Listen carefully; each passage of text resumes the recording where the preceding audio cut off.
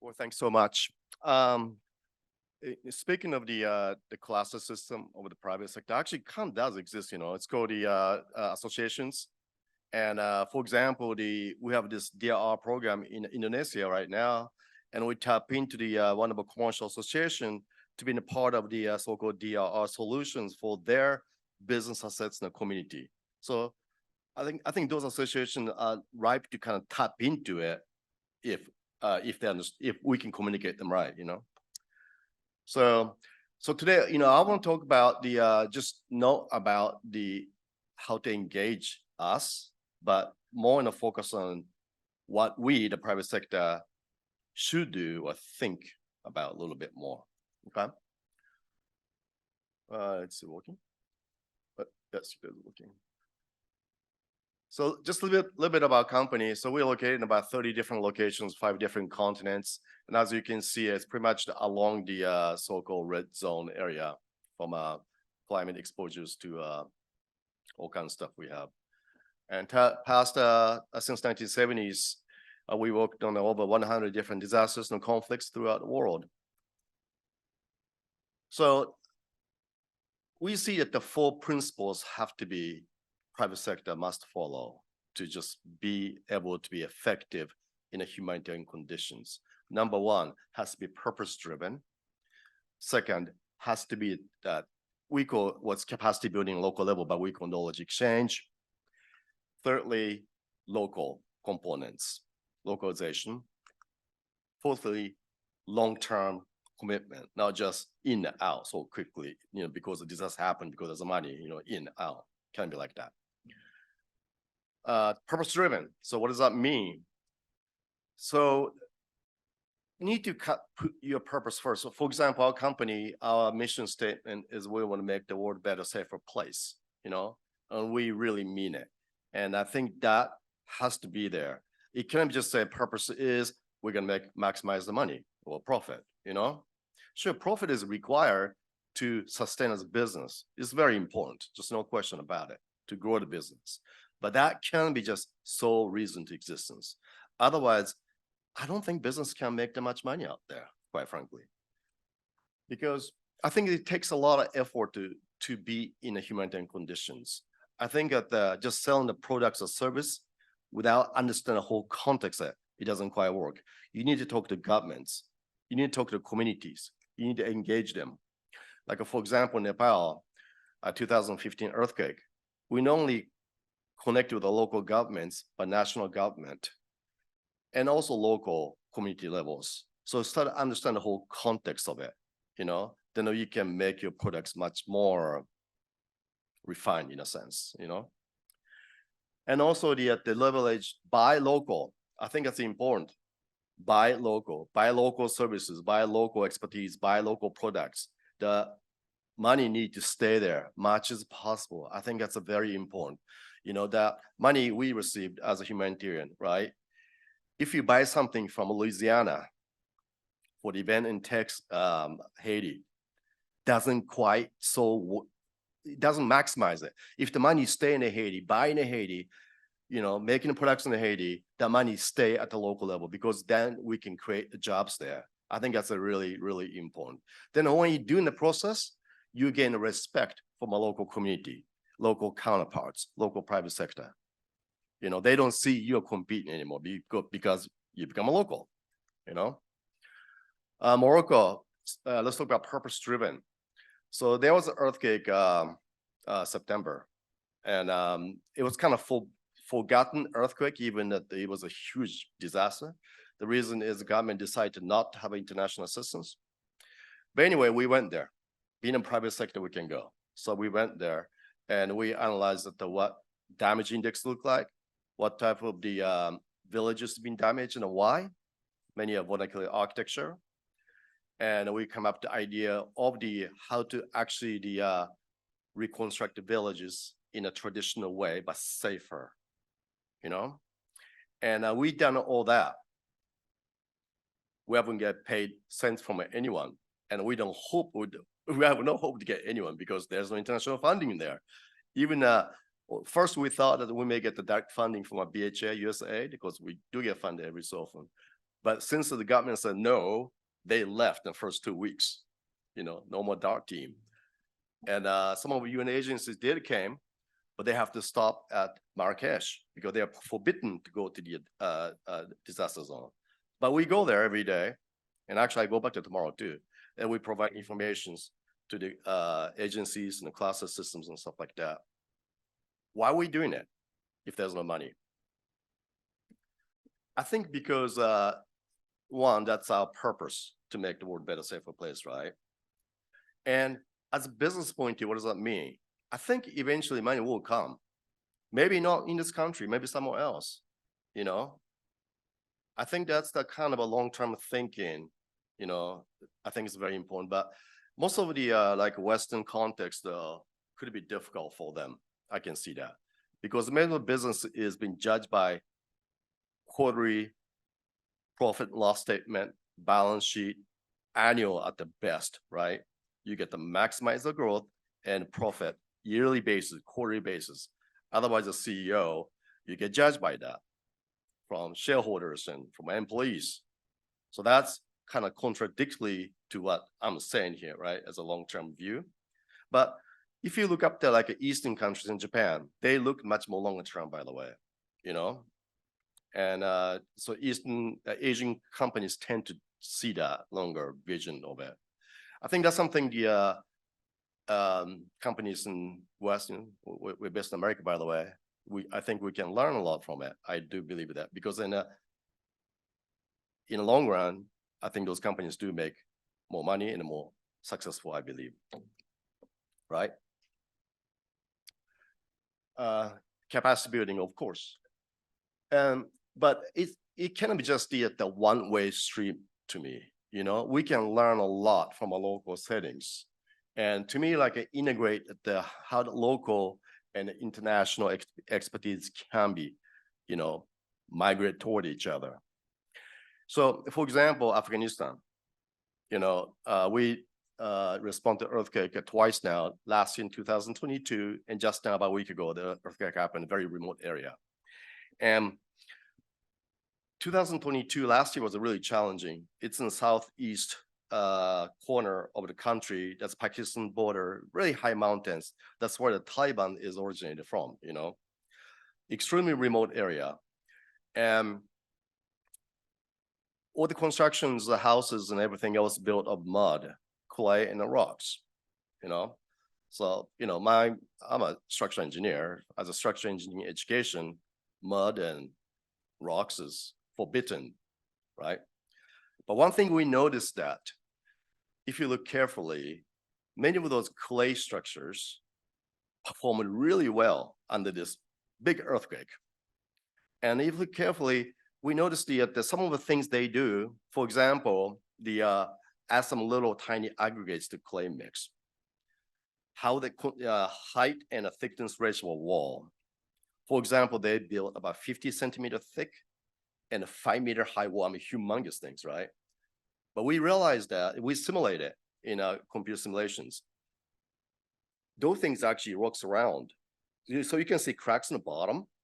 It's just like wiggling around, absorb the energy. It's pretty amazing, actually. I mean, we're flabbergasted when we do the actual simulation of it.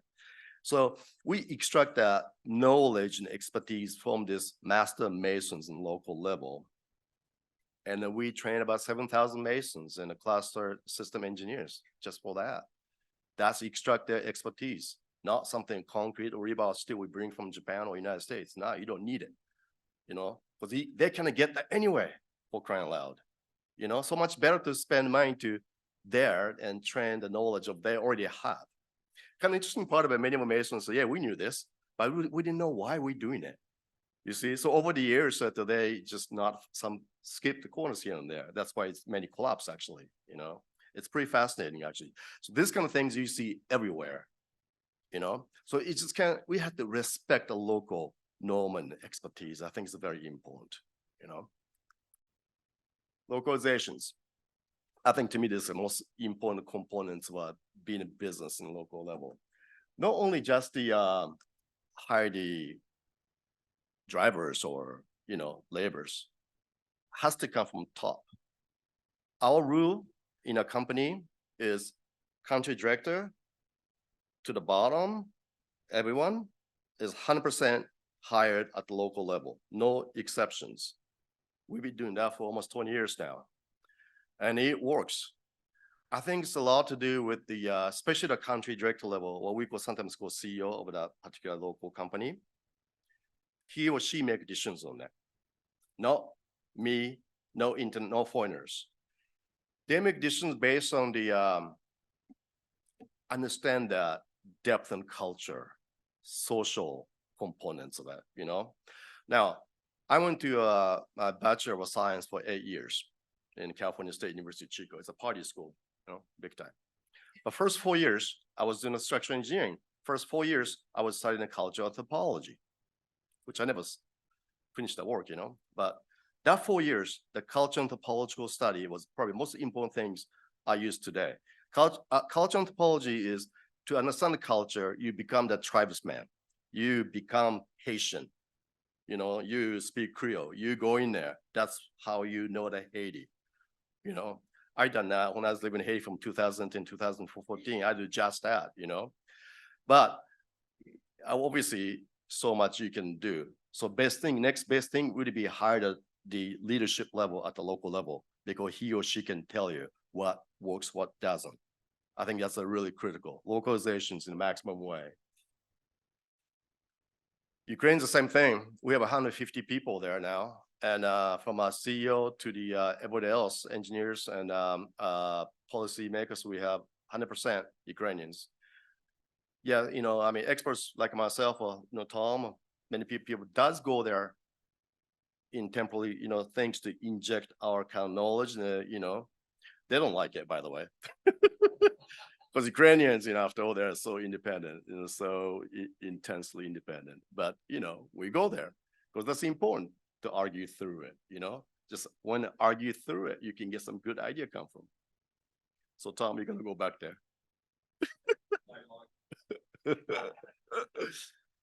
I think long-term commitment is key. It's just I think just too many private sectors show up. Okay, there's a money to make. I'm going to go there for this flat event. I'm going to sell these products and I'm going to get the heck out of this nasty place. It's just that they are so short-sighted, you know. First of all, when you're doing that, you are essentially competing with the local private sectors. That's like the last thing you want to have them to do, have us to do, you know. Why private sector is so important? Because they create jobs. They create the tax base. They create the long-term livelihood. That's probably the most important thing the community has is local private sectors. We need to engage them. We need to leave them money. You know, we need to give expertise, whatever we have. I think that's the really, really critical part of a long-term investment. And if we do that, again, private sector do be more successful along the way, you know. I guess I don't know, you know, it's kind of interesting, right? I mean, I'm American, but I'm also Japanese too, right? So I kind of think in both ways, in a sense. What's successful in a business means anyway? Is making more money is successful? Seems like many people do believe that way. But is that more in adding some values to society is more important? You know, to me, obviously, answer is clear. Adding more values to it. In the long run, you can have much more successful businesses. You know, I definitely should talk in a business association somewhere. I'm preaching to choirs here, but you know what I mean? I think that's so critical. And like, for example, in Haiti, you know, we've been there since 2010. And everybody left around 2016 because of the civil unrest started happening and no more donors money then, you know. But as a private company, we stayed. No more USA, no more that. But we stayed because we're a private company. We work for the Haitian businesses and Haitian government. That's what we did. Kept the kind of lights on, you know, become small though. Then 2021 earthquake happened again. And we grew to like, you know, 300 people in Haiti, to able to do many things. But again, it's 100% Haitians. And one of the probably most successful things we've done in the island is we hired the Gillian Victor. She's a Haitian woman, lawyer by the profession, and she's a country director since day one. It's interesting by Haiti. It seems like if you look from outside view, it looks like a very male chauvinist kind of place, Caribbean island, right? But actually, that island, the one thing I noticed that women has a lot of power, family level, in a government, everything. I mean, President Mattelli was there at the time, but I think that his wife is much more powerful. Something everybody knew about this thing. So we put the Haitian women in charge. You know what happened? She basically command the rules to all those contractors in the field that we hire. They obey her rule. I don't think I never seen an occasion somebody argue against her, But I see my counterparts where the Haitian country directors and male dude, he get just major this battle with his contractors on the field, right? Just man to man, head to each other.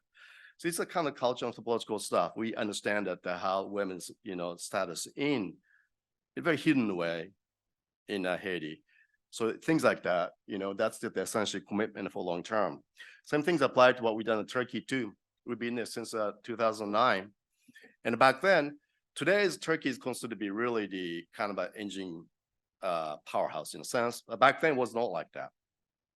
And we invest.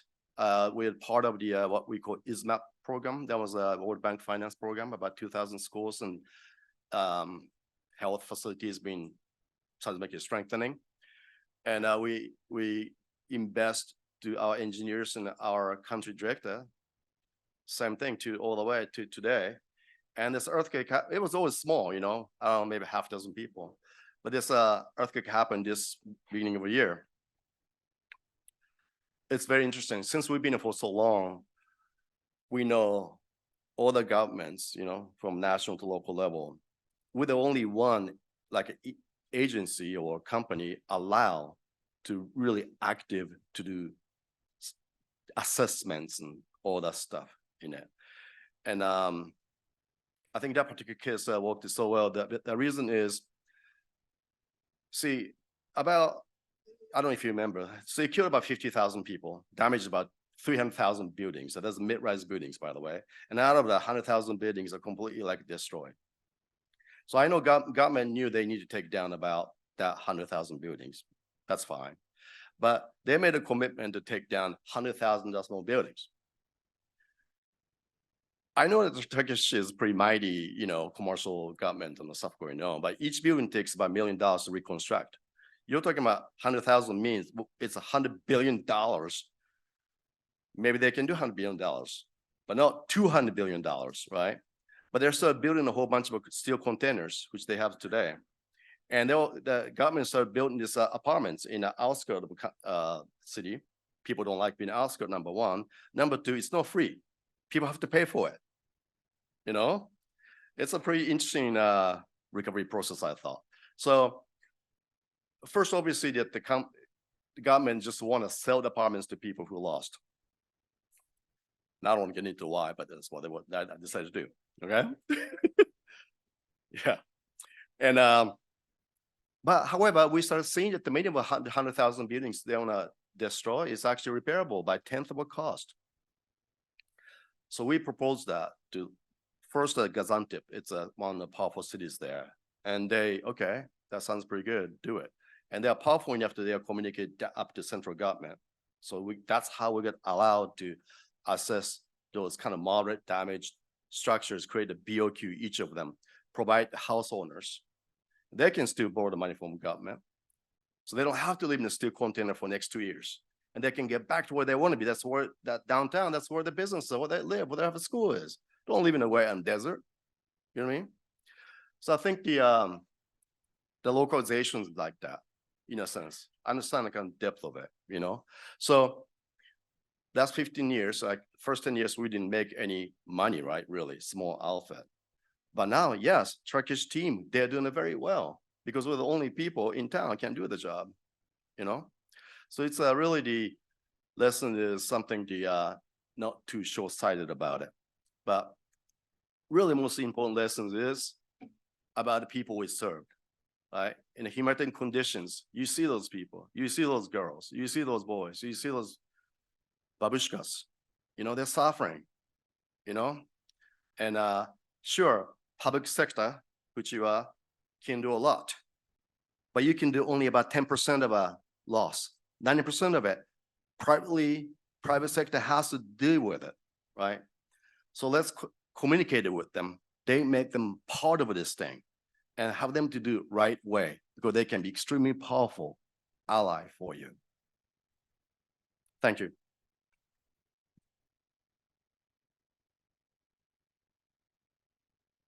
Thank you so much, Dr. Kit Miyamoto. Are there any questions in the room? And whilst you're preparing to raise your hands, I will also ask if there are questions online. Julie, not for now. Sir, please. Thanks for that speech, very inspiring. I'm just wondering, when you go to these locations first, are you on your own in the sense that are there other companies that are already following the same sort of thinking and idea, or are you still very much alone out there? Or is it something that's catching on, the realization that it's good for the planet, good for the people, and makes business sense in the end? I think so. I think many businesses talking about purpose things, much more than say 10 years ago, like pick the example of engine companies in say California. I mean, 10 years ago, we have maybe like 50 people. Today, globally, you have 500 people. Other companies, 10 years ago, they have about 50 people. This year, they may have 40 people, right?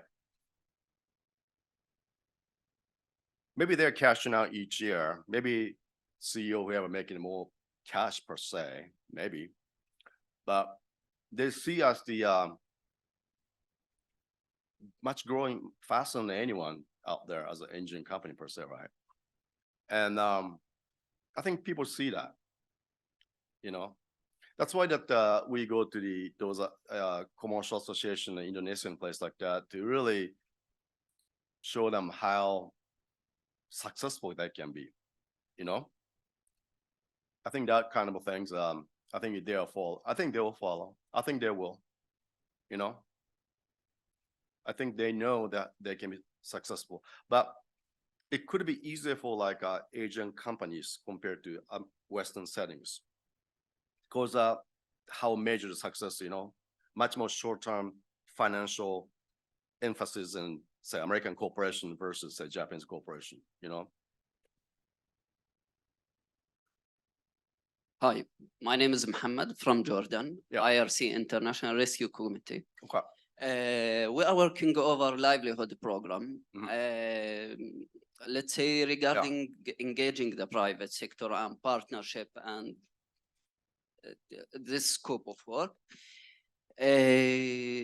Honestly, the INGOs should have a specific strategy just to work with the private sector, especially that the main purpose and the main goals of the private sector usually, that's cutting costs, making profits. Okay, so we noticed that through working such as there is employment projects for on-job training, INGOs trying just to cover the first 3 months of salaries. Okay, so there is INGOs created type of dependency, okay, over cutting costs such as paying salaries.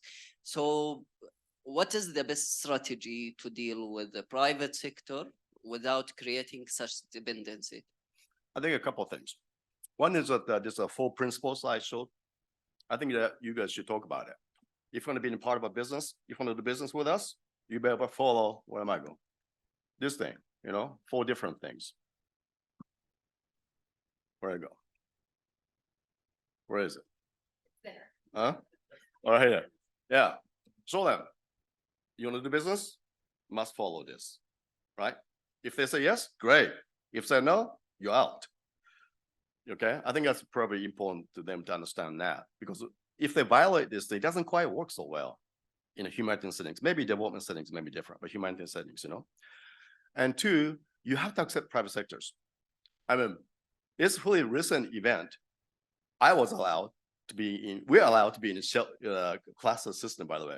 We've been prohibited for so long. Okay, I mean, prohibited outright. You know, oh my God, you couldn't believe it. I mean, it's like, you're talking about like a few years here. And I mean, last year, it was I think Shota cluster, I don't know, someone with a cluster conference, right? And this one day, and I had to say, maybe I can share some experience in whatever I was doing there. And the question is, are you private sector? Yeah. Or you're not allowed. Allowed to what? Not speak? No, you're not allowed to attend. Really? I can't do that. You know what I mean? I think that would be really important to accept into it, you know, but you got to control them, right? With this, that's it. You know, you don't have some crazy people that show up who want to sell a whole bunch of crap. It's distracting, you know, that's for sure. And do harm, you know, if they do this way, right? Okay. Hi, thank you so much. Yes. It's very refreshing to hear purpose-driven collaboration. My name is Masumi Yamashita. I'm working in Tsunagu.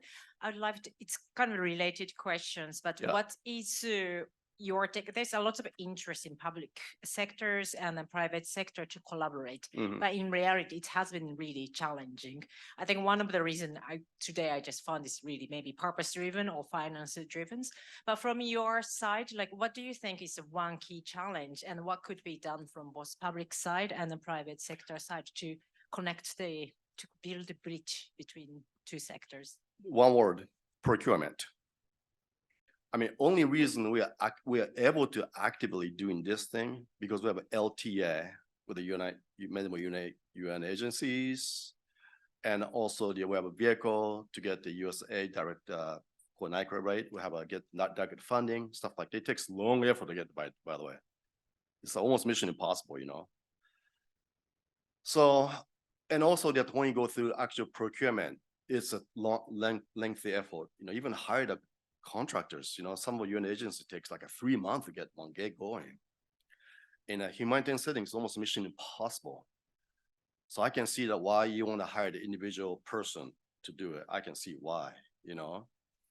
So I think that some kind of emergency components in the humanitarian sector, I think a procurement has to get easier for the agencies. I don't know how to do it, you know. Seems getting worse every year, but I'm saying opposite here. Or just call me. We have LTA. Just kidding. No, I think that the LTA is really critical for the UN agencies, and also the. But we do work for INGO. We get funded by, you know, like a CRS or Habitat and people like that. Even that procurement is very difficult. Easier though, you know. So it's more maybe like information exchange to private sector about how to do this thing. You know, maybe that would be a good one actually. I know there's some stuff like here and there, but go directly to the commercial association to kind of teach them how to apply, you know, using these 4 principles though. Yeah, hi, my name is Liz and I work for the ICRC. I wanted to ask a question. I see one of the principles here is long-term commitment, that you Yes. must have a vision to be in it for the long term. And in a previous slide, you had shared your geographical footprint and Yeah. where you work. So as a private company, how do you treat your work? Do you treat it individual work as a project? Does it have a defined timeline?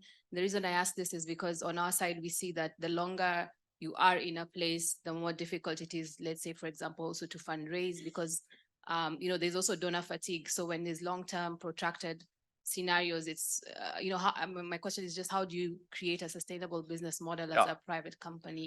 Yeah, actually, that's a very good one, because that's something I talk to our country manager in Ukraine every week.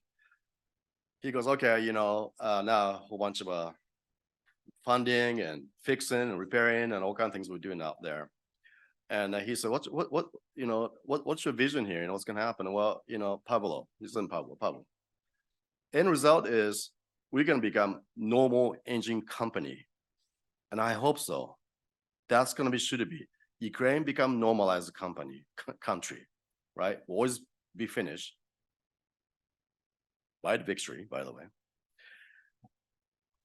Then just become a normal country. Then what's going to happen to Miyamoto Ukraine? become normal engine company, do normal engine projects, design the houses, design the high rise, design the bridges, you know? So that's the sustainability about. Sure, when in the humanitarian conditions, you're working different things, but business need to be evolved. Business strategy have to change. You know what I mean? But meantime, you're in a humanitarian condition where maybe a lot of opportunities are actually, a lot of funding happening. And you are going to establish as a local entity. You're going to gain respect as a local entity from both the government and the private sector, your competitors. That's what happened in Haiti and all those places, you know? That's why I think long-term commitment is really critical. Questions? We'll take one last question, Oh, and I go believe ahead. Madam over here. Thank you very much for your very inspiring presentation. My name is Christine Escuriola Tetamanti. Yeah. I worked 20 years for the ICRC in the field, and I was in Syria the last 2 years. I was in Aleppo when the earthquake struck Yeah. in northern Syria and southern Turkey. And one thing that was very clear, it's not one earthquake. We speak of one earthquake event, but actually the earth keeps moving and shaking for a couple of days, a couple of weeks, and people were completely panicked, didn't know where to go. And there was a total lack of preparedness. Right. Does your company also work in preparedness? Do you have any programs before any events? Because you've mentioned the red lines, and obviously these are really spots that are prone to earthquakes. So do you work in preparedness as well?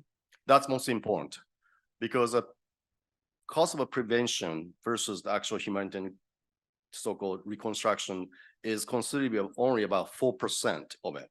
So if you spend 4, you save 100. And that doesn't even count lives you save. So it's extremely cost-effective measurements. So yes, we do the so-called prevention or disaster risk reduction things, both in hardening systems, structures, and also policies and response structure of government, stuff like that. However, many cases it's a hard sell, you know? I think the easiest place to sell would be Turkey right now, or the Indonesia or Philippines, even New Zealand, place where a lot of earthquake happens or a lot of disaster happens like a yearly basis. But if you try to sell this idea in, let's say, California, really difficult because last earthquake was like 1994, you know what I mean? So it's the memory lasts about 5 years. So I think that any disaster happens, I see that usually at the window of opportunity is about 5 years. When the 5 years, you want to hit hard. Like right now that Syria and Turkey would be really, really great place to make a huge impact. And next disaster will happen, you know, it will change the profile completely. Yeah.